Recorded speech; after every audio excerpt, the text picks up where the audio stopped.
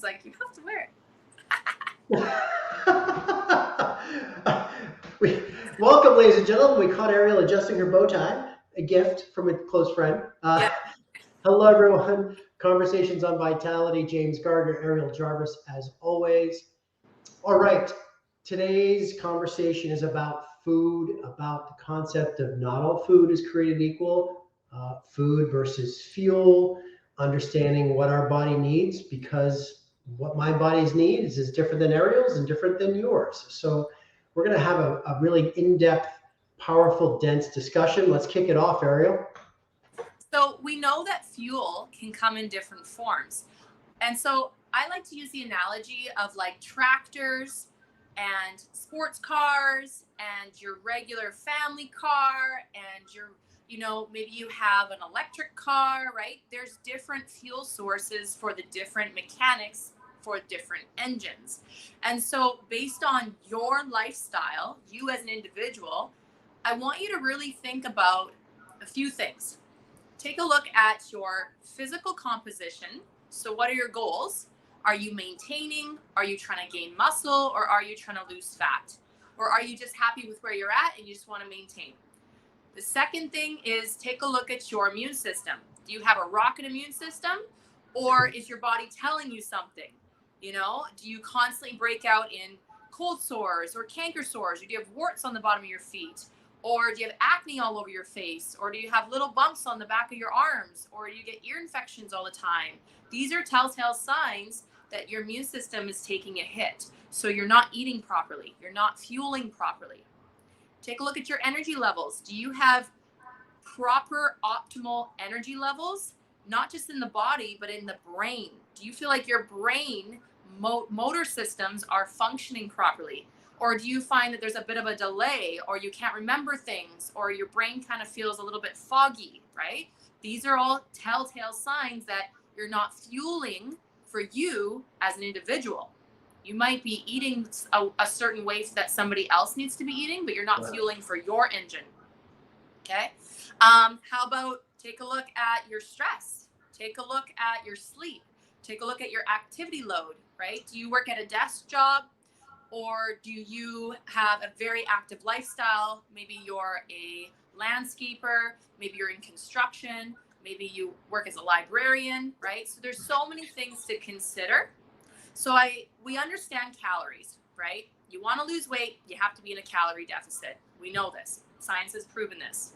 But not all calories are the same, okay? We also understand that in order to have certain physiological body composition changes, you need to manipulate your macronutrients, right? Otherwise, you won't actually see change, right? And you need to compile that with proper resistance training. But let's just say just the regular, mom and dad, regular job, regular people, you walk your dog, you take your kids to the park. Well, you need to take into consideration that you still need to provide fuel for the brain, 11 body systems, and 75 trillion cells. And we understand that you can get that through different forms. Number one is foods that are high in enzymes. So that would be like your fruits and vegetables. There is so much nutrition and vitamins and water, I call it water packets, in fruits and vegetables that are raw. So that doesn't mean your dried fruits. That doesn't mean, boiling the crap out of your vegetables or, right, frying them up. You want to eat them raw. And that will actually give you the best nutritional value. But sometimes, that can be a little bit tedious or maybe not as enjoyable, but it's going to give you the most nutrition. Also, making sure that you're eating proper foods for your digestion. If you're noticing that you're getting bloating after a meal or flatulence or burping, that tells me that there's something wrong with the mechanics of your stomach.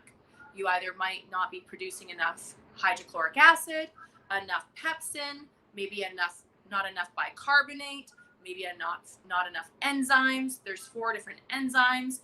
There's so much that can go on. So we really want to listen to our gut. It's not just about digesting, it's also about absorbing, breaking it down, and eliminating. So when we are fueling certain foods will have a positive interaction with our gut. And so we really want to, there's no right or wrong answer here. There's just, I really want people to observe what they're consuming and be like, is this something that's alive? So foods that are alive, right? That's what we're breaking it down to. So foods that are high in water, vitamins and minerals, and enzymes. The enzymes help you break it down so that you can absorb it better, right? Well, what about the high protein diet? Well, protein is great for two reasons. One, if you are an athlete, obviously helps with muscle development and wear and tear. We know this, recovery.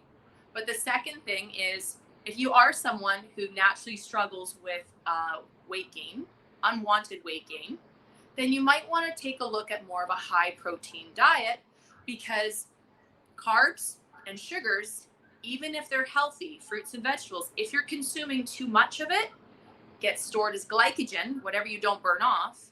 And if you're someone who doesn't exercise and you're noticing that you eat healthy, maybe you're vegan or whatever, but you eat a lot of produce, right? Fruits and vegetables, but you're not burning it off, you don't exercise, then I would encourage you to maybe decrease the consumption of your sugars and your carbs, even if they're healthy, and increase your consumption of your protein, because sugars and carbs get stored as glycogen in the muscles, which is actually going to cause you to hold on to more water, and thus you're going to hold on to more water weight, and thus your weight is going to go up, even though it's healthy.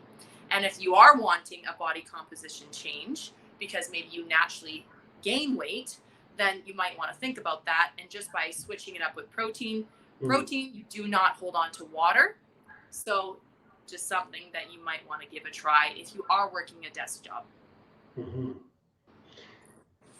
So, Ariel, one of the biggest things that I've heard you saying a couple times already today is it's really about taking inventory about yourself first. So if we're starting out, you said about know yourself and looking for signs, trying to understand us. And then of course, during. So, as we embark on switching foods, and this is the thing, gang, it has to be an experiment. You have to look at it like an experiment, because as Ariel said, there is no right or wrong. It is what works for you. And that takes trial and error, that takes experimentation, that takes truly, you need a white lab coat like Ariel has, because you have to understand and go in and look at the data, look at how you're feeling. Be aware of those stomach bloating after certain food items, and you make those changes. It truly is the analogy of being in the kitchen and finding that individual recipe that works for you by adding a little this and a little that and taking out this. So we've always said, meaning Ariel and I, that the first step is always awareness. You have to have an awareness, and whether you are, as Ariel, going into doing a fitness competition, or me trying to achieve high level rowing performance, you have to know you first, and you have to do the work. So that's a big takeaway. Now, Ariel, let's talk about, if I may steer you a little bit into this concept of nutrient dense food. And break that down, because that's a big thing. I've gotten discussions with my clients about making choices based on what's the most bang for your buck, as you said, basically.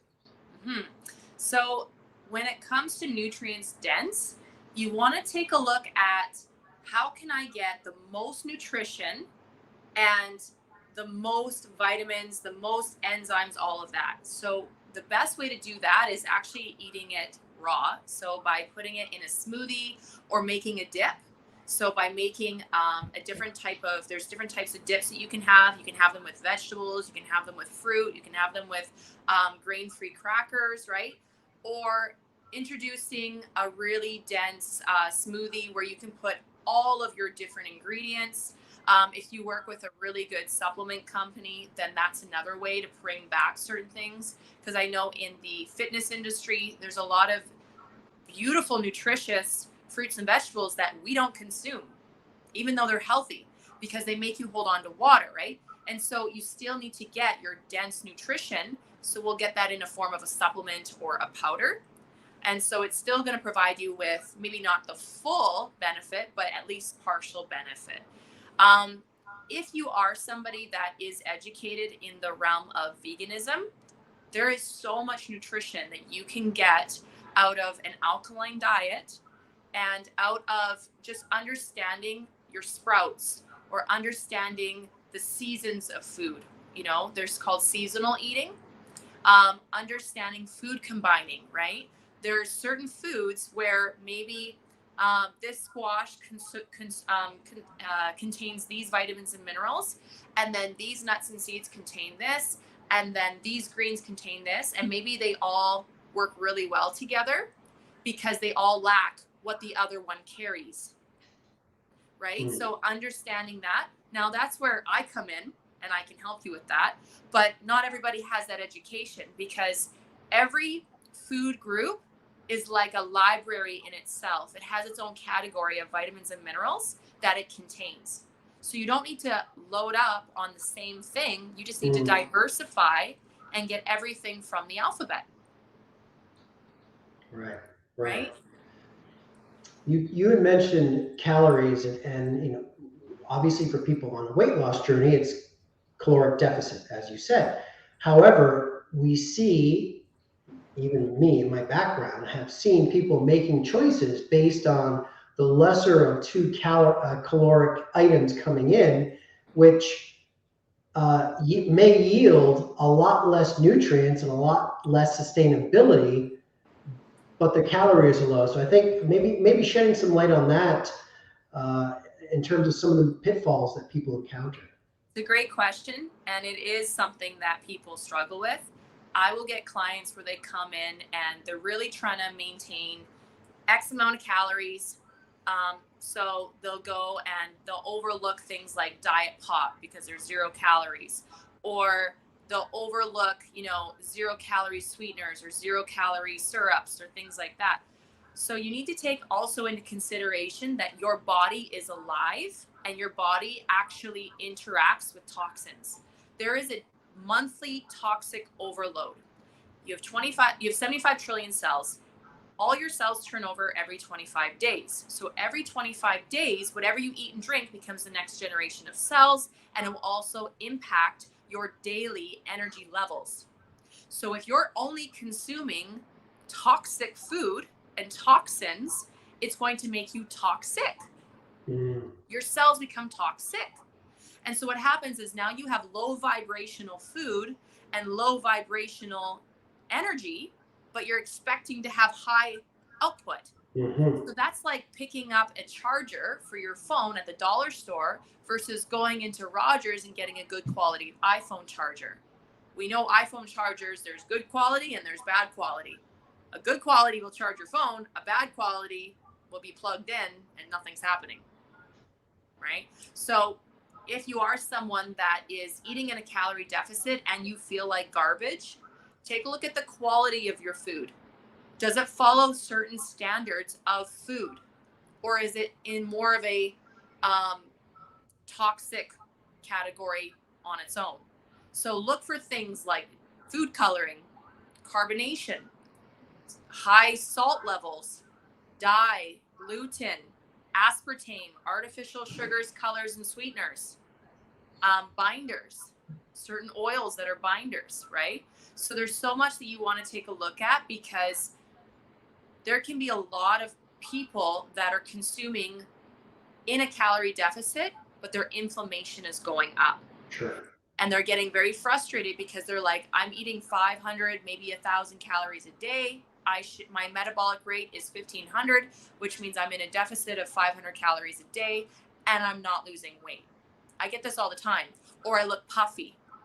The puffiness is actually a correlation that now you're consuming so many toxins, your body can't detox faster than the toxins are entering. So your body is putting up mucus and water in between the membranes, creating more space, making you look puffy, making you hold on to water weight because your body doesn't want to create toxins that are running in the bloodstream. It doesn't want to poison itself.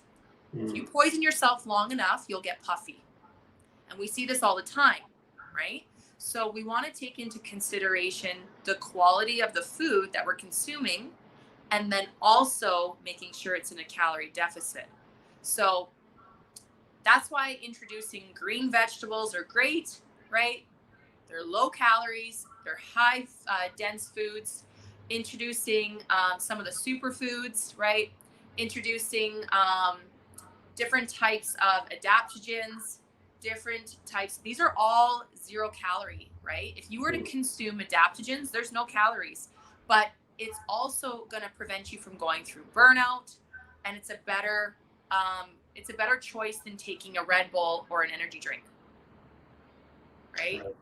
Right. So I would encourage you to take a look at the things that you're consuming that are highly toxic, but they're low calorie, and that's why you're consuming it. And maybe make that switch for something that is still low calorie, but is alkaline for the body instead of acidic. I think too, it's important, I feel, for everyone to have this discussion with themselves to say, what do I want from my food? Honestly. And what I mean by that is, again, as you said, know yourself. Like what do you want? Do you want optimal performance, health, more energy, just to be able to look a certain, like a specific certain way, or just be comfortable this way, but actually have more energy, better mood stabilization, all of these things. I feel like you have to get clear on those things first, and then create your middle lane, as I always talk about in my coaching, your middle lane of what that is. You can deviate and enjoy life, but it has to be in that lane, and enjoy your food choices. It has to be in that lane. Outside of that is your non-negotiable stuff, your boundaries. You cannot deviate, right? And so not everybody has to have strict choices that don't fulfill them. It's not about that, but it's about knowing what you want. What are you willing to let go of, or what are you willing to do to feel a certain way? Because I truly believe that nutrition is the fundamental thing for all of us, period. And with my partner, we joke all the time because she's a foodie, and she'll be the first to tell you she's a foodie. And I've always looked at things like fuel. That's just the way I've grown up, and the way that I've been operating as an athlete. So it's interesting now. My middle lane has changed a little bit as I've decided to enjoy certain things, and hopefully I'm shifting her a little bit too. But my point is find that middle lane. Yes, I think we have to be realistic with our goals, and also be realistic with the fact that our goals change, right? Just like the seasons change. You have 4 seasons in the year. So are you in a growing phase? Are you trying to grow muscle, baby, whatever that might be? Or are you trying to lose? Or are you trying to maintain? Or are you trying to support? Maybe you're trying to support your health, your mental health, your blood sugar, or are you trying to recover? And I think what happens is we forget that we have to eat differently based on the goal that we have. If I'm treating somebody with cancer, and I'm treating a bodybuilder, and I'm treating somebody who's obese, the diet is completely different for all 3. But what happens is we go on Google and we look at unrealistic pictures of people and unrealistic pathways. Yeah. And we think that the goal and the pathways are all the same. And the problem is we're having uneducated people give us information that doesn't serve us as an individual. Right. And perhaps isn't even sustainable long term. And I think, well, I know what you're about, and what I'm about is creating a new norm. What is the new homeostasis of the way that I want to live, operate, eat, play, whatever it is? And how do we set ourselves up for that, so that it becomes the new normal in how we operate, right? Yeah. I actually had a client come in and we wanted to figure out what is the best type of nutrition that he needs. And we actually did 30 days vegan, 30 days vegetarian, 30 days paleo, 30 days carnivore, and 30 days standard American diet. And we were able to discover, based on his lifestyle and his stress and his sleep and his exercise level, all of that, what the best was for him.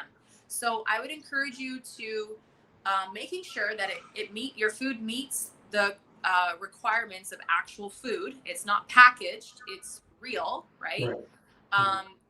And then also take a look at the portioning of it so that you're getting diversification. You don't want to just eat, a whole avocado, that's not a meal, or a whole apple, that's not a meal. You want to make sure you're getting all of your macros met and all of your vitamins and minerals met per meal. Like, then keeping the meals small because you don't want to overload the system, right? And so just keeping that into consideration, and that way you're getting you're diversifying. You're also getting what your body needs based on the phase of life that you're in, and see how your gut responds, right? And a lot of people don't realize, but you're supposed to have a bowel movement once or twice a day. So certain foods will actually slow down your digestion. You don't want that. You want to make sure you're digesting your food properly. Otherwise, that food is not the right food for your gut right now. Either A, we need to work on stabilizing your gut, or B, it just doesn't agree with you, right? So either A, your gut is weak, or B, it's not synergistic. So just keeping a couple things into consideration, and just know that, there are professionals here that are wanting and willing to help you and navigate you on that path and give you the proper guidance, because sometimes it can be very confusing and overwhelming. Heck, I was confused and overwhelmed when I first started, right? Yeah. Everybody is, especially if you're new to this field of nutrition, macronutrients, calories in, calories out, the gym, what the heck? And then you throw in some hormones just to mix it all up. It can be very confusing. So, and life's stressors anyway. Yeah. It's a cocktail for implosion. Yes. The important thing, though, is for anyone out there that people like Ariel and what we do at Vitality Wellness is that we can help you in the experimentation process. We can guide, we can help create that recipe, right, Ariel? Yes. Okay. We have the ability to test your gut, to test your hormones, to do quantum energetic food and allergy testing now. This is a new treatment that we're offering. So we can actually see what your body works well with, what your body does not work well with, and what areas need support, what body systems need support, right? So maybe you're lacking or maybe you're overloading, but we'll be able to get that information. And that way we are testing, not guessing. Awesome. I like that. Testing, not guessing. Great. Okay. Ariel, I know we got to wrap up here. We're actually over time. Hopefully your clients aren't waiting. However, this was a great dive into this concept of fuel, concept of knowing yourself, experimentation. It's not just about looking, it's also about feeling, it's about performing, handling life, motherhood, fatherhood, sisterhood, everything that comes with it, business, being an entrepreneur. How do we get ourselves to perform optimally in the arena of life? And you and I are both advocates that food and fuel and understanding what works for us is a fundamental cornerstone, really, to our performance. Yes. Great. Thank you so much. I know. Thank you so much for anyone. Again, she is the guru. She can help you understand. Don't hesitate. Just pick up the phone, pick up a cursor key, type in a little email, inquire, and she will provide you some insights no matter what. All right? Great. Ariel, have an amazing week. You too.